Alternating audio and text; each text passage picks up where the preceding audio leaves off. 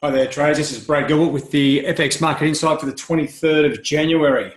All right, now only a slight budge in some of the currencies, in the major currency pairs, but I think there's a little bit of good news here. The markets are starting to react to the individual economic data releases. What I'm talking about is the data that's not from the US. We've seen some sterling data moving, the employment numbers, and I'll show you that in a minute.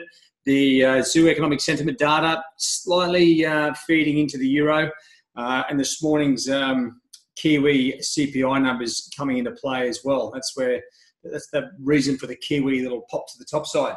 But overall, if you just look at the currency pairs, I mean, they're just getting a little bit fatigued now. The US dollar is trading pretty flat. Okay, so the Aussie's sort of just drifting here, just drifting a little bit lower, as has the Kiwi. And this also, like the dollar is rallying against the CAD. So there's the three commodity currencies all moving to the downside. Obviously, dollar CAD, with the CAD being the terms, it's obviously upside down. So what's happening with this? Now trading is becoming very clear at the moment. Okay, let me just come back and explain what's going on with these charts and where it comes into play. So if you just come over here to the major news page and you're looking for something to see what's going on now, you wouldn't be mistaken to think, well, weren't they just talking about a few days ago about growth going up and all this sort of stuff, potential good deal with China and the US, and that's going to be good for global growth. Now, that seems to have turned straight away. Now, what you have to understand is there has been no fresh discussions with China. There's been the US government shutdown still continues. So where are they getting all this information from? And now I think trading is going to start to be a little bit easier because everyone knows what's going on and what they have to do. And what I'm talking about is just follow the equity markets. Okay, so there's no US numbers. When they talk about economic growth or concerns about growth, they're talking about weaker equities. Okay, now people usually buy equities when there's huge growth prospects. At the moment, these things are coming off, and it's sort of changing every other day.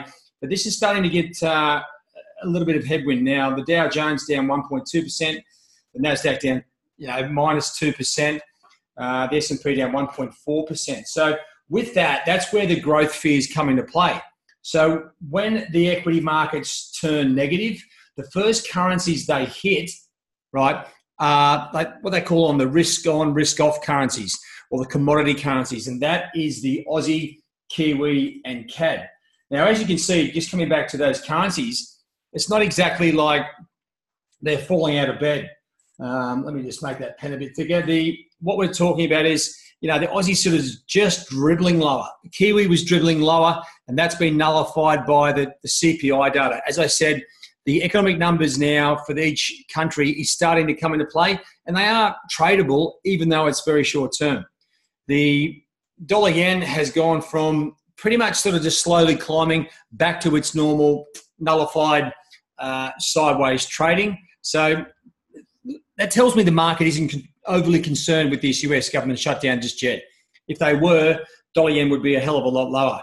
Now, the euro, okay, just coming back to the euro sentiment here, still drifting lower. It is trading sideways.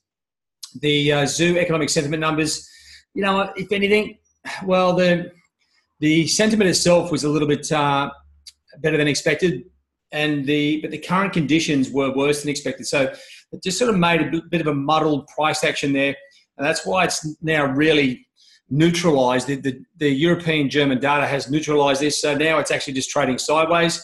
The sterling did rally on the back of some much better than expected average earnings and employment numbers. As I mentioned yesterday, that was potentially the opportunity, even if it was short term. If we do get some sort of positive deal out of Brexit, the Bank of England will be hiking rates, I think, over the course of 2019. Not like massive, but 0.25 every other meeting because the economy is really overheating. The dollar CAD, well, a slight little pullback in oil, but the main move, the manufacturing sales, weaker than expected. So you're buying dollars, selling CAD, and that leads us to a bit more of a further short squeeze to the top side in dollar CAD.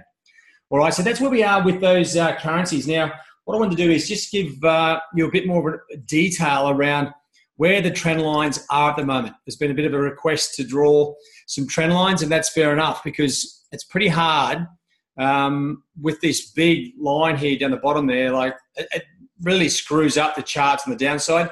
So what I'm sort of doing is you need to come back to your daily charts, and this will give you a bit more of a picture of what's going on. So there's that hourly chart. You can sort of get rid of that. On the dailies, we're looking for the highs to give us some sort of direction. You can see here on the downside with that big blob, or the big drop, I should say. I was going to say glitch, but ended up coming out as blob. That screws up all the support trend lines. So there's no real support to me at this stage on the Aussie, but we do have some resistance now. That's sort of starting back here towards 74, the figure on the dailies. Now, once I've drawn that daily chart, I'll bring it back to the hourlies, and I can start to see where that comes into play. Just tune up the top because the hourlies and dailies have different, obviously, time frames. But that's all we've really got on the Aussie. Okay, it's pretty loose to me. I mean, that's just almost untradeable.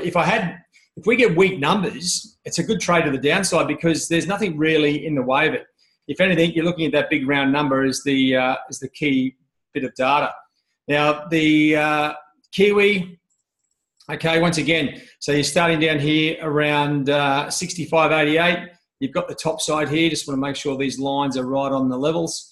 Now this CPI numbers, okay, I'll just, let me just come over here and give you a bit of a look at that because I just want to explain as well where the numbers are sort of coming into play, okay? Now just coming back to those charts, I was just mentioning the sterling data. Now, much better turnout in employment. The unemployment rate was even slightly better. But the key part is average earnings slightly higher than expected, and that's where the inflation concerns come in for the Bank of England. Now, also on the back of that, we've got the German zoo data. It's there as well. And then your manufacturing sales, as you can see, weaker there on the CAT as well. They're the numbers that are moving the market at the moment. And then when you come down, we've got all those US numbers that are sort of sitting about the place. We do have the CPI numbers slightly better than expected on the Kiwi. Now, as you can see, traders are gagging for opportunities. This is 0.1%. You'd think the Kiwi would go up like a fraction, but in this situation where there's nothing really, no opportunities to trade, traders are jumping on this straight away, and it's gone from sort of 67.20 up above 50, like a 30-point move or 40-point move. That's a bit of a massive exaggeration on that number, but just goes to show our traders are really gagging for it, so they're jumping in very aggressively. So just be aware of that. I'm going to leave that resistance trend line where it is for the moment. I'll update that at the start of the European session. Now, when you're updating your charts, don't forget you're really waiting for the start of each session to adjust your trend lines. That's when the traders at the banks will redo their trend lines when they get into work, right? So that's what you're trying to do is actually mimic what they're doing. So the Kiwi, it's got a lot more structure than the Aussie, right? Okay, it's been drifting down. It's got a bit of a base. The Aussie hasn't based yet and started to rally. That's why the two charts look somewhat different. With dollar yen, we do have, once again, the same situation as we have on the Aussie. Well, a lot of these pairs, this major glitch here is really screwing up your charts. A lot of guys are going from, that I've been speaking to, just looking for some sort of level of support and taking it with a grain of salt because it's not the absolute low, is looking at that, the low after the big blip and using that as the support trend line. It has been sort of coming into play, so it looks like the market is focusing on that, and that's all we've really got to look for. On the top side, if you are looking at the dollar yen, trying to piece together some sort of top side, if anything, you're coming back to these highs back over here, and you're looking for the highest point before it started coming down, and we've got a bit of a resistance line there, and that gives us a little bit of focus.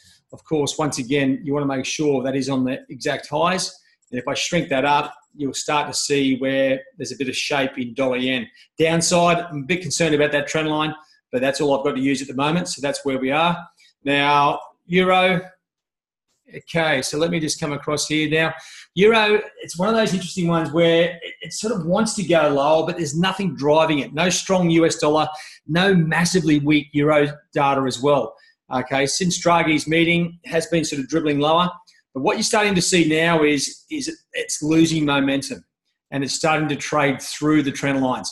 Now, this is just where you've lost all momentum, and really the significance of that up topside resistance line is losing its its power as such. If anything, if you're adjusting the lines this morning, this is what you would have got, a little blip above the top side.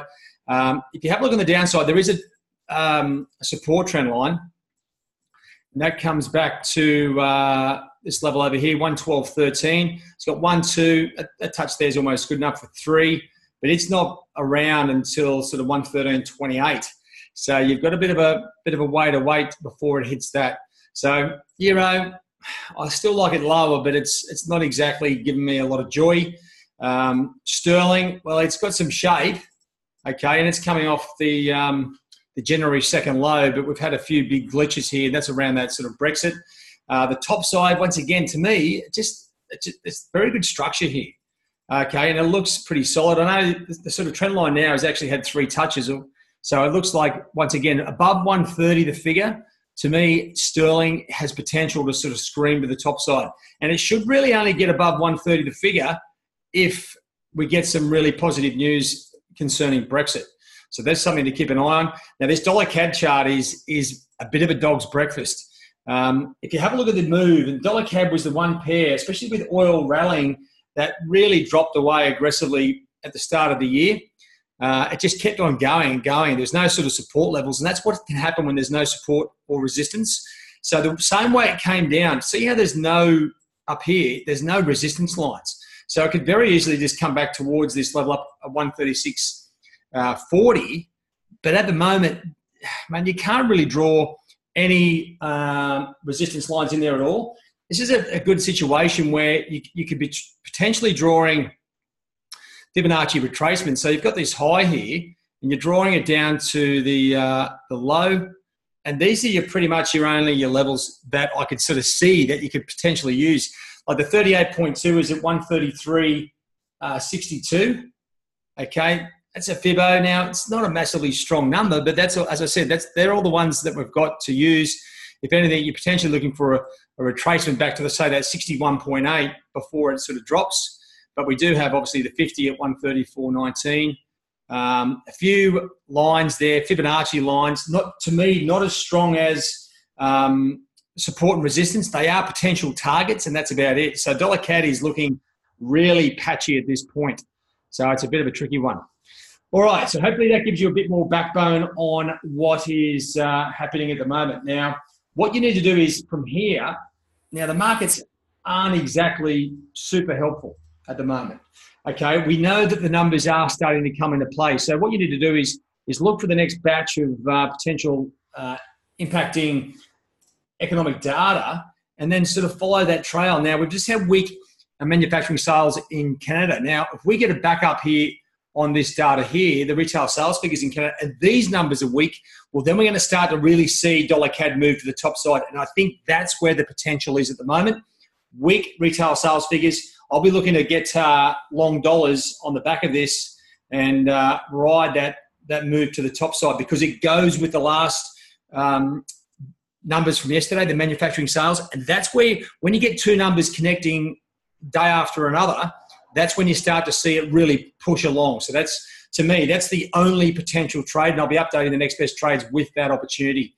Now, don't forget, we do have the BOJ rate decision. Nothing is as expected, as always, but, and there's no real crisis at the moment. There's no big announcements after the G20 last week, so I can't see them doing anything at this point, not with the US dollar uncertainty around all the fundamentals. All right, guys, that's pretty much it. There's not a hell of a lot you can, you can do. You can try and manufacture a trade, but overall, you're not going to be able to push the currencies around. They'll move when they're ready. The dollar yuan, well, it's trading sideways with a bit of a weakness on the Chinese side. As I said, that's to be expected. Dollar yuan at 6.75 is really like crazy low. I mean, this thing's headed back towards 7, especially once Trump gets this US dollar shutdown thing, shutdown covered, the government shutdown. You'd expect him to come back and prod and pick at the Chinese just to stir up trouble. And that's where we could see dollar yuan back towards 6.9 or 6.95 or 7, okay, as we go forward. Here's the dollar index as well, as you can see, just trading sideways through that, that finicky little support line. If anything, you're deleting that and you're leaving the solid support line here at 96.10. Dollar index slightly still going up, and that's where I see things at the moment. And if I get up to my FX Trading Hub, there's no major change. If anything, the dollar yen has just gone back into a sideways moving situation. And as you'd expect, the euro, if it's slightly going down, well, then you'd have to expect dollar Swiss to be going up. The dollar index is just slowly clawing to the top side, but there's no major moves there across the board. The rest of the pairs are pretty much trading sideways, so make sure you have a look at that. And as I mentioned, the key data, well, to me, the Canadian retail sales figures, in amongst everything else, is shaping up to be really good, and that comes from yesterday's data. Gives us a little bit of a sentiment, positive sentiment to the top side. If these numbers come in weak, there's got to be some cash in it, and that's what I'll be looking for. All right, guys, that's it from me. There's a fair bit in that. What I want to do is just be a little bit more thorough with the technical side of things in the FX Market Insight to give you a bit more depth into where the trend lines are and where they're coming from.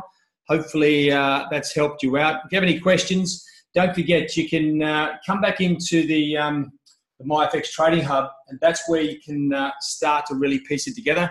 We have set this up. It's going to be a great resource for everyone to, follow what other traders are talking about, as well as go through your technicals, your fundamentals, and really piece together the next best trades and everything else as well. All right, guys, that's it from me. Have a good trade day. We'll see you in the 247 trade zone. Cheerio.